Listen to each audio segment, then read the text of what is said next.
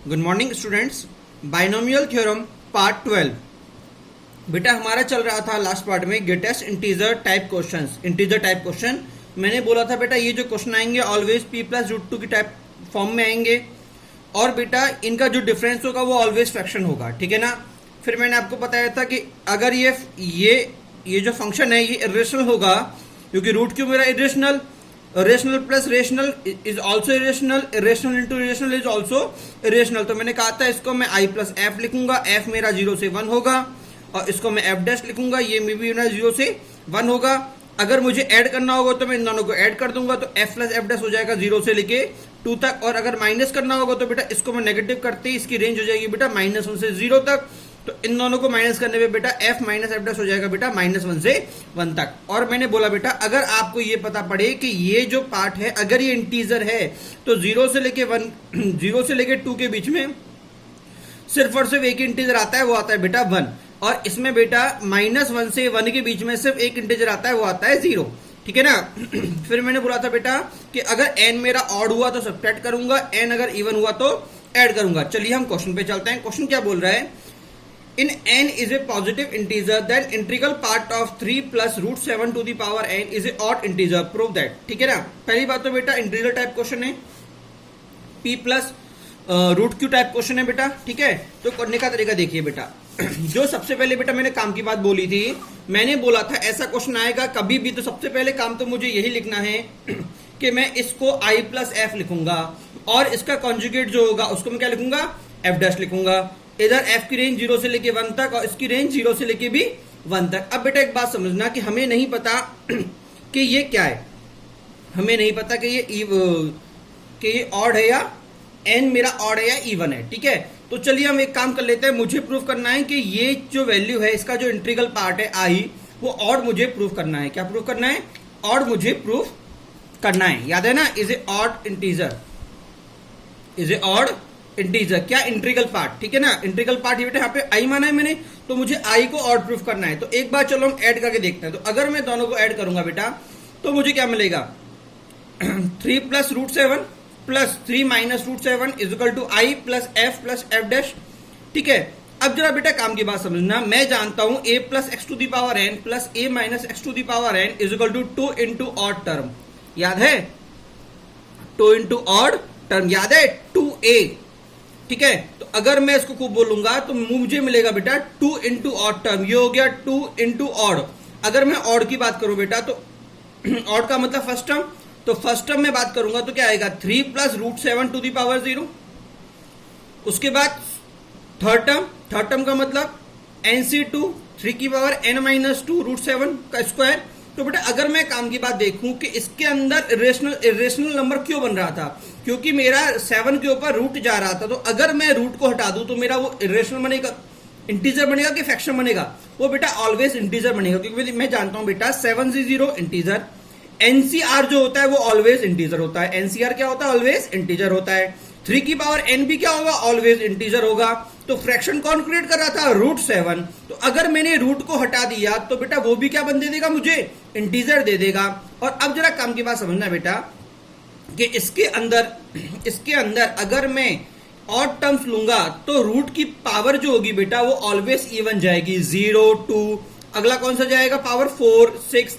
तो बेटा ऑलवेज जो मेरा रूट होगा वो क्या हो जाएगा, कैंसिल आउट हो जाएगा। रूट के कैंसिल आउट होने की वजह से इधर मुझे जो भी टर्म मिलेगा वो क्या मिलेगा, इंटीजर। क्या मिलेगा, इंटीजर। और इंटीजर इंटू 2 कितना होता है बेटा, इवन इंटीजर। क्या होता है, इवन इंटीजर। अब जरा एक बात समझना कि अगर ये इवन इंटीजर, तो देखो मेरी बात समझना कि ये पूरा फंक्शन इसके बराबर है और मैंने बोला ये जो पार्ट है वो ऑलवेज क्या है, इवन इंटीजर है। क्या है बेटा, इवन इंटीजर। और ये भी क्या है, इंटीजर।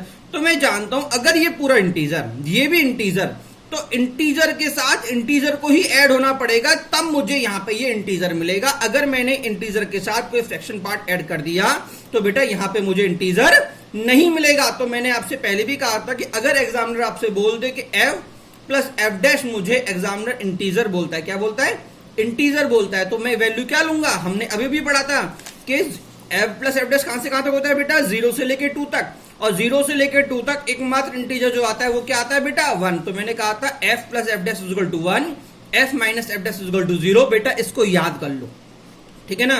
मुझे ऑलवेज ये 1 ही लेना होता है। रीजन मैंने आपको बता दिया, क्यों, एक तरफ मैं इंटीजर निकाल लेता हूं, इधर भी इंटीजर होता है, तो इंटीजर में इंटीजर को ही ऐड करना पड़ता है जिससे कि मुझे इंटीजर मिल जाए, इसलिए इसको 1 होना पड़ेगा। तो अगर ये 1 हो गया तो बेटा मुझे क्या मिल गया, देखो मुझे मिल गया even integer is equal to I plus 1। तो बेटा 1 इधर जाके क्या बना देगा, ये हो गया इवन, इवन 1 जाएगा तो क्या करेगा, -1 करेगा, इवन -1 कितना हो जाएगा, ऑड हो जाएगा। तो बेटा आई क्या गया बेटा मेरे पास, ऑड इंटीजर। इसका मतलब बेटा जो इसका इंटीग्रल पार्ट है वो क्या हो गया बेटा, ऑड हो गया। क्या सभी को समझ में आया नहीं आया, काम की बात। अब बेटा एक बात और समझना कि अगर मैं 3 + √7 जो मेरे पास ऊपर वाला था, ठीक है ना, अगर बेटा मैं इसको एक्सपेंड करता तो ये आता, देखो n से 0 3 की पावर n √7 की पावर 0, nc1 3 की पावर n - 1 √7 to the power 1, nc2 3 की पावर n - 2 √7 to the power 2, nc3 3 की पावर n - 3 √7 की पावर √3। अब बेटा एक बात ध्यान से समझना बेटा कि मैंने इस क्वेश्चन में यहाँ पे ऐड किया था, क्या किया था, ऐड, जिससे कि मुझे क्या मिल गई थी बेटा, ऑड टर्म मिल गए थे। बेटा देखो ऐड और माइनस चाहूं तो मैं समझ भी सकता हूं कि मुझे कब ऐड करना है कब माइनस करना है। अगर मैं सिंपल सी बात देखूं कि इसके अंदर अगर मैं इस टर्म को लूंगा, किसको लूंगा, इस टर्म को लूंगा, तो क्या √7 हटेगा। √7 हटना सिर्फ तभी पॉसिबल है जब मैं इस पूरे सीक्वेंस में जिन पे रूट की पावर इवन जा रही है अगर मैं उनको लेता हूं, तो रूट की पावर इवन बेटा फर्स्ट पे जा रही है, थर्ड पे जा रही है, फोर्थ पे जा रही है, मतलब किस पे जा रही है, ऑड टर्म पे जा रही है। किस पे जा रही है, ऑड टर्म पे। और मुझे ऑड टर्म कब मिलती है, जब बेटा मैं a + x to the power n plus a - x to the power n करता हूं, तब मुझे ऑड टर्म मिलती है। अगर मान लो कि ये जो है ये अगर इवन इधर हो रहा होता, इवन टर्म पे इवन हो रहा होता, किस पे इवन हो रहा होता बेटा, इवन टर्म पे मुझे रूट की पावर इवन आ रही होती तो बेटा मुझे ये माइनस करना पड़ता। तो मेरे पास क्यों उस टाइम पे मुझे यहाँ पे इवन टर्म मिल जाती। तो बेटा मेरे पास होल सोल जो मोटिव क्या होता है, मेरे पास मोटिव ये होता है कि जो रूट की पावर ऑड है मैं उसको हटा दूं। अगर रूट की पावर ऑड इवन प्लेस पे आ रहा है तो मैं इवन को हटा दूंगा, ऑड ले लूंगा। अगर ऑड प्लेस पे आ रहा है तो मैं ऑड को हटा दूंगा, इवन ले लूंगा। और लेने का तरीका बेटा ये होता है कि अगर मैं दोनों को ऐड करूंगा तो मुझे ऑड मिल जाएगा, माइनस करूंगा तो इवन मिल जाएगा। चलिए अगले क्वेश्चन में चलते हैं, आपको और हिंट मिलेगी। तो बेटा यहां पे हमने एक चीज फिर से रिवाइज कर देते हैं, क्या चीज सीखी इंपॉर्टेंट बेटा, f + f' is equal to 1, f - f' is equal to 0, n odd होगा, सब्ट्रैक्ट होगा, इवन होगा, ऐड होगा, ठीक है ना। चलिए आगे बढ़ते हैं बेटा। अगला क्वेश्चन देखिए बेटा, अगला क्वेश्चन क्या बोल रहा है बेटा, 5 + 2 √6 to the power n is r, then find the value r 1 - f question mark. अब बेटा देखिए, अगर मैं ध्यान से देखूं बेटा तो ये जो फंक्शन है मेरे पास, ये जो फंक्शन है, जब बेटा मैं इसको ओपन करूंगा, क्या करूंगा, ओपन करूंगा, तो देखो ओपन करने पे मुझे क्या मिलेगा, यही सीक्वेंस मिलेगा, मिलेगा नहीं मिलेगा, ठीक है ना, यही सीक्वेंस मिलेगा।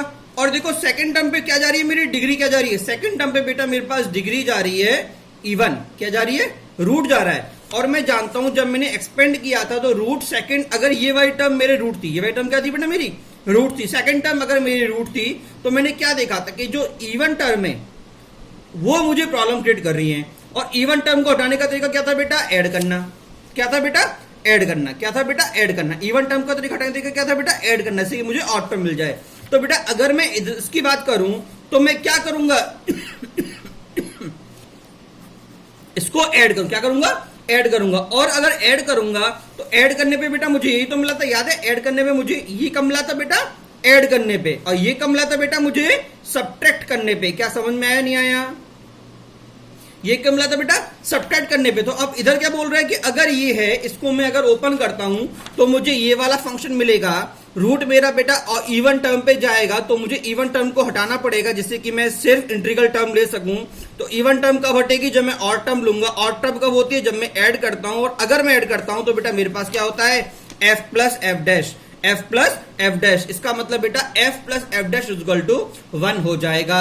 और देखो मुझे प्रूफ क्या करना है, मुझे करना है r × 1 - f, मुझे प्रूफ करना है। अब काम की बात समझना बेटा, अगर f + f' is equal to 0 है, एग्जामिनर आपसे पूछ रहा है r × 1 - f, क्या पूछ रहा है एग्जामिनर, r × 1 - f। तो बेटा जरा देखना 1 - f कितना हो जाएगा, यहां से 1 - f हो जाएगा बेटा f', कितना हो जाएगा एफ डैश, और मुझसे एग्जामिनर पूछ रहा है R into one minus F. इसका मतलब बेटा एग्जामिनर मुझसे पूछना चाह रहा है आर इंटू एफ डैश, और मैं जानता हूं कि ये जो पार्ट है ये 5 प्लस रूट टू 6 ये आई प्लस एफ था, याद है? तो 5 minus root two 6 to the power n क्या हो जाएगा? F dash. तो मुझसे बोल रहा है आर इंटू एफ डैश, ये आई प्लस एफ था और आर भी बोला हुआ एग्जामिनर ने, तो मुझसे पूछा आर इंटू एफ डैश ही आ गया। इसका मतलब simple see this function into this function. तो बेटा मेरे पास नेट आंसर क्या गया? बेटा मेरे पास नेट आंसर आ गया R into F dash is equal to this into this. जब मैं बेटा मल्टीप्लाई करूंगा तो बेटा ये तो आ गया 25 और ये आ गया बेटा 24। मेरा आंसर आया 1 to the power n, that is answer is 1। बेटा देखो क्वेश्चन देखने में काफी टिपिकल लग रहा है, कॉम्प्लेक्स लग रहा है।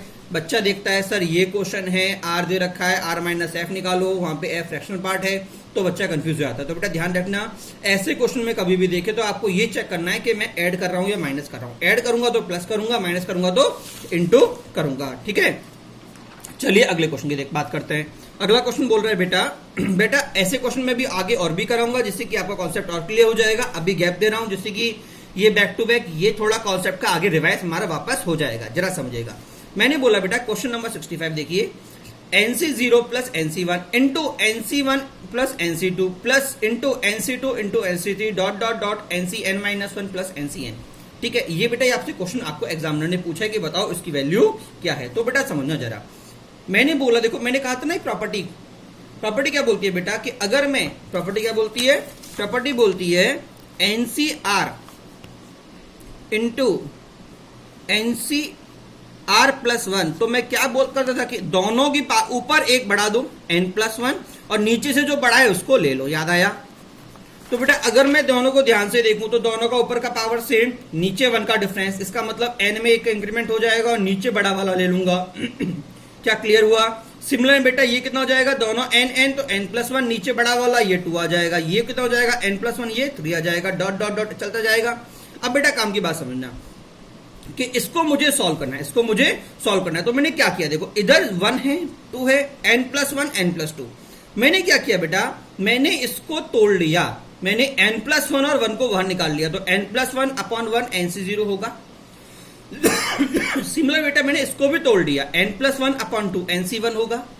ऐसे बेटा मैंने इसको भी तोड़ दिया, n plus 1 upon 3 n plus 2 हो जाएगा, NC2 हो जाएगा, डॉट डॉट लास्ट में कितना हो जाएगा, n plus 1 upon n NCN minus 1। अगर बेटा मैं n प्लस 1 को सभी में आ रहा है, सभी से अगर मैं n प्लस 1 लेता हूं तो मुझे कितना मिल जाएगा बेटा, मुझे मिल जाएगा n plus 1 to the power n, और नीचे क्या मिल रहा है बेटा 1 into 2 into 3 dot dot dot into n, इसका मतलब n फैक्टोरियल। और बेटा मुझे बचा क्या, NC0 NC1 NC2 dot dot NCN minus 1। पहली बात तो बेटा एग्जाम में आपका यही आंसर होगा, ठीक है ना। बट फिर भी 1% अगर एग्जामिनर इसको सिंप्लीफाई करना भी चाहे तो कुछ फर्क नहीं पड़ेगा। मैं जानता हूं इसकी वैल्यू ये आ गई, इसकी वैल्यू क्या हो जाएगी बेटा, अगर मैं सिंप्लीफाई करूंगा बेटा तो ये आएगा। देखो मेरे पास क्या होता है, यही तो होता है, देखिए NC1 कितना होता है n/1, होगा नहीं होगा? हाँ जरा समझना,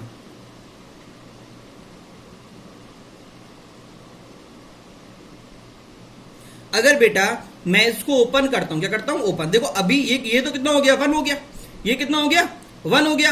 1 के बाद मेरे पास क्या है NC1, तो बेटा जैसे मैंने इसको यहां पे तोड़ा था n प्लस 1 C1 को तोड़ा था, ऐसे ही अगर मैं इसको फर्दर तोड़ू NC1 को, तो NC1 क्या हो जाएगा n/1 n माइनस 1/0, NC2 कितना हो जाएगा n/2 n माइनस 1/1। तो बेटा अगर मैं हर एक टर्म को तोड़ता जाऊंगा तो हर एक टर्म में n बनेगा नहीं बनेगा, तो मैं, और ये कितनी बार बनेगा, क्योंकि एक टर्म तो गायब हो गई, तो 1 हो गया। तो पहले टर्म थी मेरे पास n, अब कितनी बचेंगी n माइनस 1। तो बेटा मुझे यहाँ पे क्या मिल जाएगा, n हर एक टर्म में गया, वो भी कितनी टाइम्स n माइनस 1 टाइम्स, तो n into n minus 1 upon कहां तक बेटा n माइनस 1 फैक्टोरियल, कहां तक बेटा n माइनस 1 फैक्टोरियल। देखो जब ये n प्लस 1 था तो n फैक्टोरियल था, जब ये n होगा तो ये n माइनस 1 फैक्टोरियल होगा। उसके बाद बेटा देखो उसका क्या बचेगा NC10 n माइनस 1 C1, इसको फिर से ऐसे मैं तोड़ूंगा तो क्या मिलेगा मुझे n minus 1 C n minus 2 upon n minus 2 factorial मिलेगा, डॉट डॉट बेटा चलता जाएगा, लास्ट में मिलेगा 1 अपॉन फैक्टोरियल 0 मुझे मिल जाएगा। फैक्टोरियल 0 कितना होता है 1। तो बेटा इस फॉर्म में भी एग्जामिनर आंसर दे सकता है आपको कंफ्यूज करने के लिए, क्योंकि बेटा इसको देख के हम कंफ्यूज आते हैं, ऐसा कैसे निकालूंगा इसको तो बच्चा सोच लेता है, बट यहां से यहां सोचना थोड़ा सा टिपिकल हो जाता है। तो बेटा जो प्रोसेस मैंने यहां से यहां ने में की है, अगर मैं इसको सिमिलर वे में आगे प्रोसीड करता जाऊं तो बेटा मुझे ये आंसर मिल जाएगा। चलिए अगले क्वेश्चन की बात करते हैं। अगला क्वेश्चन क्या बोल रहा है? अगला क्वेश्चन देखिएगा बेटा, if Pn is product of all coefficient of 1 plus x to the power n where n belongs to integer, then show that Pn plus 1 upon Pn is equal to n plus 1 to the power n upon factorial। बेटा simple सी बात क्या बोल रहा है कि जो Pn है वो क्या है बेटा, प्रोडक्ट ऑफ ऑल कोफिशिएंट। किसके? इसके कोफिशिएंट कितने होंगे बेटा? NC0 पहला कोफिशिएंट था, NC1 दूसरा कोफिशिएंट था इसका, NC2 तीसरा था, लास्ट में क्या होगा? NCn। और मुझसे बोला इन सभी कोफिशिएंट का जो प्रोडक्ट है वो बेटा Pn होगा। और Pn प्लस 1 कितना होगा बेटा? n प्लस 1 C0 होगा, नहीं होगा? n plus 1 C1 dot dot dot n plus 1 Cn minus 1 होगा, नहीं होगा? और बेटा अगर मैं ध्यान से देखूं तो थोड़ी देर पहले ही बेटा मैंने इसको ही सिंप्लीफाई करके बेटा मैंने इसमें कन्वर्ट किया था नहीं किया था। तो अगर बेटा मैं इसको वापस इसी फॉर्म में लिख दूं तो मुझे क्या मिल जाएगा? मुझे मिल जाएगा बेटा n plus 1 to the power n upon factorial C0 into C1 dot dot dot Cn। और Pn क्या था बेटा? Pn मेरे पास C0 C1 C2 dot dot dot Cn था। तो ये दोनों बेटा मेरे कैंसिल आउट, मेरे पास क्या आ गया? n plus 1 to the power n upon factorial n। बेटा फिर से क्वेश्चन बहुत अच्छा है, देखने में बहुत टिपिकल, बट करने में उतना ही इजी। चलिए अगले क्वेश्चन की बात करते हैं।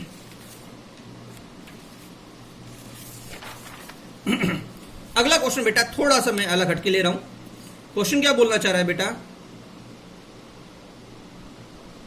क्वेश्चन ये बोलना चाह रहा है बेटा, summation i is equal to 1 to n, summation j is equal to 1 to n, summation k is equal to 1 to n into 2 is equal to question mark. बेटा थोड़ा सा अलग हटके क्वेश्चन मैंने इस बार लिया है, जो अभी तक आप पढ़ते आ रहे हो उससे थोड़ा सा लीक से हटके क्वेश्चन मैंने आपको उठाया है ये, ठीक है? जरा समझना ये कहना क्या चाह रहा है। बेटा देखो पहली बात तो कांस्टेंट 1 है, तो ये कांस्टेंट 2 है, बाहर निकल जाएगा, बाहर निकल के मुझे कितना मिल गया? समेशन 1 टू n, ये 1। बेटा इसका मतलब क्या होता है? 1 का n टाइम एडिशन, 1 का n टाइम एडिशन। अगर मैं 1 को n टाइम ऐड करूंगा तो ये कितना हो जाएगा? n निकलेगा, तो ये कितना हो गया? 2n। अब बेटा एक बात ध्यान समझना बेटा कि यहाँ पे जो लिमिट लग रही है वो j पे, किस पे लग रही है? j पे, ना कि n पे। तो n को मैं एज ए कांस्टेंट ही डील करूंगा और 2n बाहर निकल जाएगा। अंदर फिर से क्या बचेगा? Summation i is equal to j to n 1। बेटा फिर से क्या बन जाएगा? n स्क्वायर बन जाएगा। फिर से i और n में कोई रिलेशन नहीं है, ये बाहर निकल गया। फिर से क्या आएगा? n। तो बेटा मेरा फाइनल आंसर क्या आ गया? 2n की पावर q। अब बेटा देखो सेम क्वेश्चन में क्या, इस बार मैंने क्या किया? मैंने बोला k1 to n, j1 to k, i1 to j, ये 1। अब बेटा जब मैं इसको सॉल्व करूंगा तो 1 कितनी बार? j बार। तो बेटा इधर क्या आएगा? j। अब देखो काम की बात समझना है, कंडीशन किस पे लग रही है? j पे। इधर भी क्या है? j। तो बेटा इस बार j as a constant deal नहीं करेगा, इस पे ऑपरेशन परफॉर्म होगा। मतलब j पहले 1 आएगा, फिर 2 आएगा, फिर 3 आएगा। कब तक जाएगा बेटा? k तक जाएगा। तो 1 plus 2 plus 3 plus 4 up to k। और अगर ये लास्ट टर्म k तक जाएगा बेटा तो सम ऑफ n टर्म क्या होता है? ये हो जाएगा, याद है? k इंटू के प्लस 1/2। अगर मैं ध्यान से देखूं तो 2 बाहर निकल गया, 2 बाहर निकल गया, उसको ओपन कर दिया तो k is equal to 1 to n k square, summation k is equal to 1 to n k। अब बेटा देखो फिर से क्या k कांस्टेंट है? नहीं है। क्यों? इस बार कंडीशन किस पे लग रही है? k पे। तो अगर मैं k का फॉर्मूला लगाऊंगा तो k स्क्वायर का फॉर्मूला क्या होगा? n स्क्वायर, समेशन n का फॉर्मूला क्या था? n into n plus 1 into 2n plus 1/6। और ये कितना हो जाएगा? n into n plus 1/2। बेटा जब मैं सिंप्लीफाई करूंगा तो बेटा मुझे आंसर मिल जाएगा n into n plus 1 into n plus 2/6। चलिए अगले क्वेश्चन में चलते हैं। अगला क्वेश्चन देखिए बेटा, देखो थोड़ा मैं क्वेश्चन में थोड़ा ध्यान से देखना बेटा कि इसमें था कि समेशन कुछ इस तरह से था, अलग अलग था। इस पे कंडीशन अलग है, इस पे कंडीशन अलग है, इस पे कंडीशन अलग है। दोनों की ऊपर जो है वो n n n है। दूसरा क्वेश्चन किया बेटा, फिर से सेम मुझे अपेयर हो रहा है, बट मैंने इस बार अपर लिमिट चेंज कर दी। मैंने अपर लिमिट जो वेरिएबल थी वही ले ली, तो बेटा मेरे पास आंसर अलग आया। अब जो अगला क्वेश्चन देखने का वो थोड़ा लीक से और हटकर है। क्वेश्चन क्या बोल रहा है देखो बेटा, एक्चुअल में ये क्वेश्चन जेई में बहुत ही ज्यादा रेयर है, बट बाकी जो कॉम्पिटिटिव एग्जाम होते हैं उनमें पूछा जा सकता है। और अगर बाकी कॉम्पिटिटिव एग्जाम पूछा जा रहा है तो हो सकता है कभी जेई भी उठा ले, ठीक है? बट जेई में ये कॉमनली नहीं पूछे जाते, बाकी कॉम्पिटिटिव एग्जाम है उनमें इनको पूछा जाता है, ठीक है ना? चलिए अगला क्वेश्चन देखिए बेटा। इस बार बेटा वो उसने खेल क्या किया है बेटा? समेशन बेटा नीचे क्या किया बेटा? उसने कंडीशन डाल दी इनइक्वलिटी के फॉर्म में। और बेटा मैंने जो पिछली बार क्वेश्चन दिया था उसमें कंडीशन हर एक पे इंडिविजुअल लगी हुई थी, देखो ये इस पे अपनी लगी हुई है, इस पे ये अपनी लगी हुई है।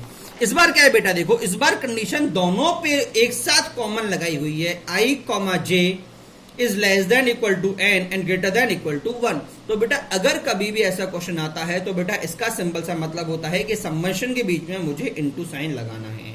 क्या सभी को समझ में आया, नहीं आया, क्लियर हुआ? अब देखो काम की बात समझना कि अगर मैं इनटू साइन लगाऊंगा मतलब एक आई तो इसके पास जाएगा और एक जे इसके पास जाएगा, दोनों अलग अलग जाएंगे, दोनों पे ये कंडीशन लगेगी और बीच में क्या जाएगा, इनटू। तो अगर मैं समेशन आई बोलता हूं, समेशन जे बोलता हूं, तो बेटा इसमें कितनी टर्म मिलेंगी, एन टर्म मिलेंगी, इसमें कितनी टर्म मिलेंगी, एन टर्म मिलेंगी। और जब मैं एन टर्म को आपस में मल्टीप्लाई करूंगा बेटा, तो N term into N term, ये किससे मिली बेटा, जे के थ्रू मिली, ये किससे मिली बेटा, आई के थ्रू मिली। तो टोटल टर्म कितनी हो जाएगी बेटा, एन स्क्वायर। कितनी टर्म हो जाएंगी, एन स्क्वायर। देखो ध्यान समझना कि समेशन ये लगाऊंगा तो ये condition I is equal to N तक जाएगा। कहां तक जाएगा, यहां पे लगाऊंगा तो समेशन आई 1 से लेके एन तक जाएगा, मतलब एन अपर लिमिट इसकी हो गई। अपर लिमिट क्या हो गई, एन। कभी भी ऐसा बोल दे तो ये लोअर ये अपर, ठीक है। और आगे यहां पे कुछ नहीं था, कांस्टेंट 1 था। क्या था बेटा, कांस्टेंट 1 था। इसका मतलब 1 का एन टाइम समेशन और इसका मतलब 1 का एन टाइम समेशन। आई की वैल्यू भी 1 से लेके एन तक, जे की वैल्यू भी 1 से लेके एन तक। तो इससे भी क्या बनेंगे, एन टर्म मिलेंगी, इससे भी क्या मिलेंगी, एन टर्म मिलेंगी। बट बेटा कंडीशन एक साथ लगाई हुई है, इसका मतलब बेटा इनके बीच में मल्टीप्लाई होता है। दिखने में सिमिलर लग रहा है बट होने में डिफरेंट है। इसका मतलब बेटा इधर भी एन टाइम, इधर भी एन टर्म। अगर टोटल टर्म बात करो तो कितनी होगी बेटा, एन स्क्वायर हो गई। और सभी 1 है तो सभी टर्म आप मल्टीप्लाई के बाद भी क्या आएंगी, 1 आएंगी। तो बेटा मेरे पास 1 कितनी बार आएगा, एन स्क्वायर टाइम आएगा। और अगर एन स्क्वायर टाइम्स मेरे पास 1 आएगा तो बेटा मेरा आंसर कितना होगा बेटा, एन स्क्वायर मेरा आंसर हो जाएगा। चलिए आगे अगला क्वेश्चन करते हैं। समझ में आया तो ये क्वेश्चन पे इजीली हो जाएगा। समेशन समेशन समेशन 2 तक इसका कंडीशन है बेटा, I comma J comma K is greater than equal to 1 and less than equal to N. इसका मतलब आई की कितनी टर्म बेटा, 1 से लेके एन तक एन टर्म, जे के लिए भी 1 से लेके एन तक, के लिए भी 1 से लेके एन तक। टोटल टर्म कितनी होगी बेटा, एन क्यूब। तो 2 का कितनी बार सम बेटा, एन क्यूब टाइम टर्म। तो ये कितना आ जाएगा, 2 इंटू एन क्यूब। बेटा मेरे क्या हो गया आंसर, 2 इंटू एन क्यूब का मेरा आंसर हो गया। चलिए अगला क्वेश्चन देखते हैं। इस बार बेटा मैं खेल खेल गया, मैंने कहा समेशन 1। मैंने बोला जो आई है वो 1 से तो बड़ा है बट जे से छोटा है, और जो जे है वो आई से तो बड़ा है बट एन से छोटा है। तो जरा देखना ये क्वेश्चन मैं कैसे हैंडल करूंगा।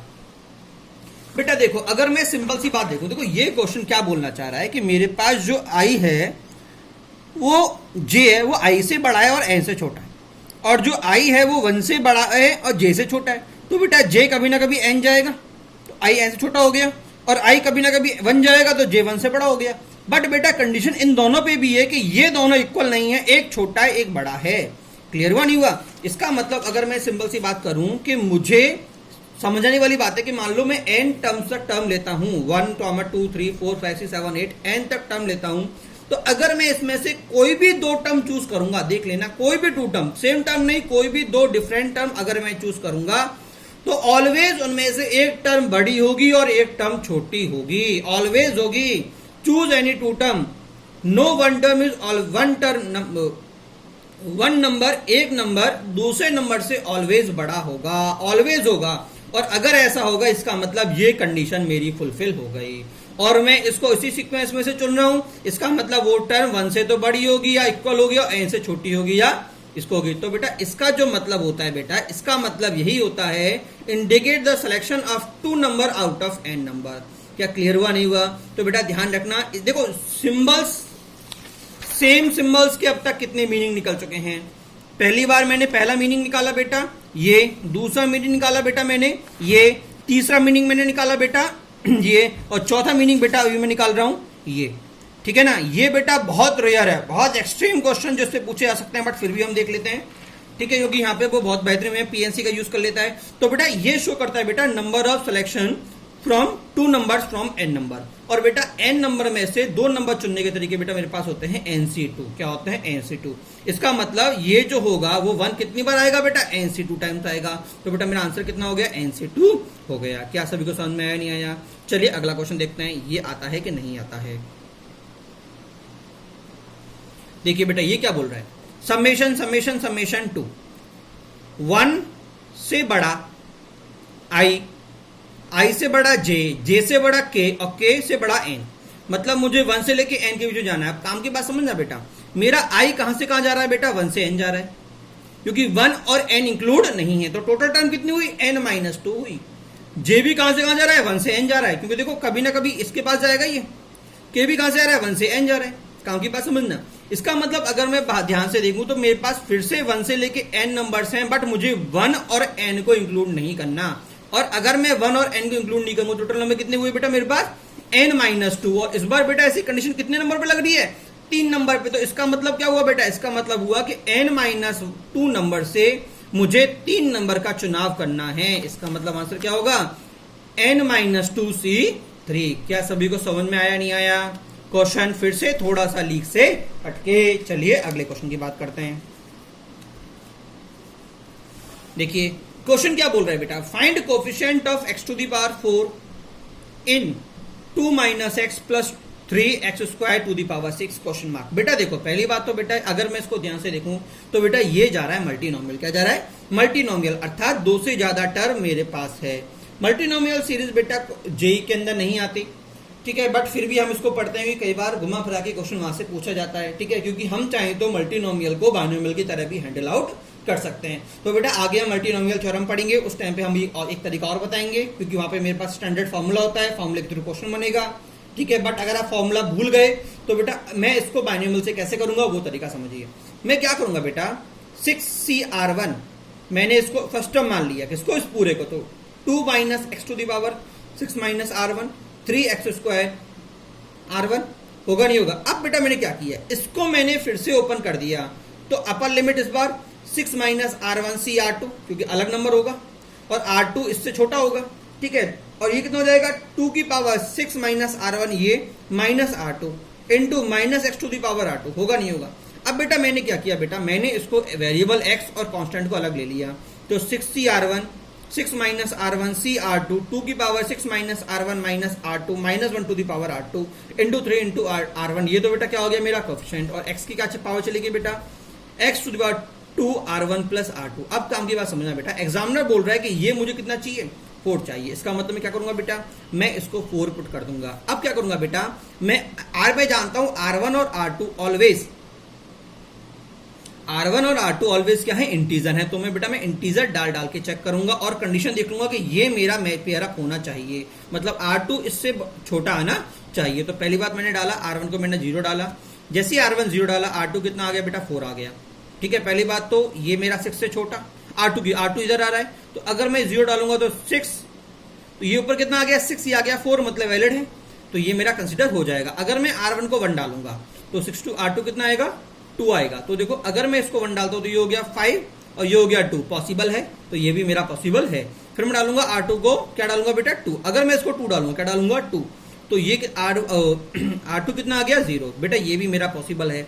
अब सोचना, अगर मैं इसको 3 डालूंगा तो यहाँ पे क्या जाएगा, नेगेटिव, मतलब वो मेरा पॉसिबल नहीं है। तो बेटा ये पेयर अब मेरे पॉसिबल है। तो पहला पेयर कौन सा हुआ, 0 और 4, तो R1 की जगह 0 और R2 की जगह 4, मतलब 6C0 इंटू 64 2⁻6 - 0 -1⁴ प्लस 2⁻0, पहला टर्म आ गया, प्लस उसके बाद सेकंड टर्म R1 की जगह 1 और R2 की जगह 2, 61 6 - 1 C2, सिमिलर बेटा सॉल्व किया, प्लस आखिर में लास्ट टर्म बेटा सिंप्लीफाई करूंगा, तो बेटा ये मेरा क्या होगा बेटा, मेरे पास आंसर आ जाएगा। चलिए बेटा अगले क्वेश्चन की बात करते हैं। बेटा अगले क्वेश्चन की बात करूं तो मुझसे पूछा गया है coefficient of middle term in the expression of 1 + x⁴ बेटा नेक्स्ट क्लास से हम यहाँ पे कंटिन्यू करेंगे। ओके बेटा, थैंक यू।